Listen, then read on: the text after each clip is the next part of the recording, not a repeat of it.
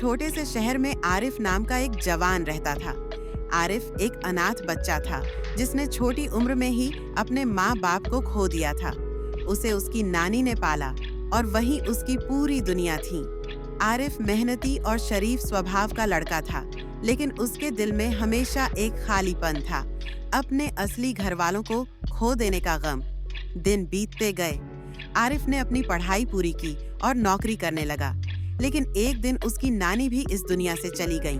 अब आरिफ बिल्कुल अकेला रह गया। उसका कोई अपना नहीं था। एक शाम वह शहर के बस अड्डे पर खड़ा था।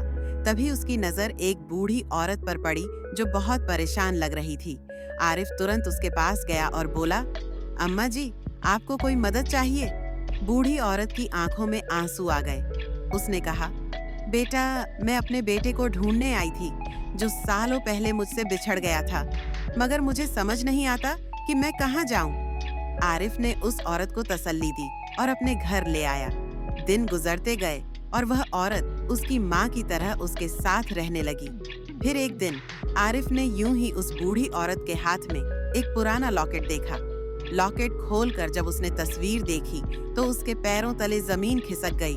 तस्वीर उसके वालिद की थी। आरिफ की आंखों से आंसू बहने लगे। उसने कांपती आवाज में औरत से कहा, अम्मा जी, ये तस्वीर, ये तो मेरे अब्बा की है।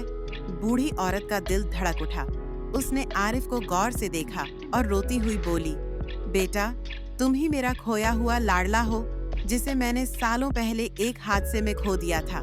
उस पल दोनों एक दूसरे को गले लगाकर फूट फूट कर रो पड़े। आंखों में आंसू और दिल में शुक्र था। आरिफ, जो अपने आप को बिल्कुल अकेला समझ रहा था, असल में उसका घर वाला उसी के पास लौट आया था। यह तकदीर का करिश्मा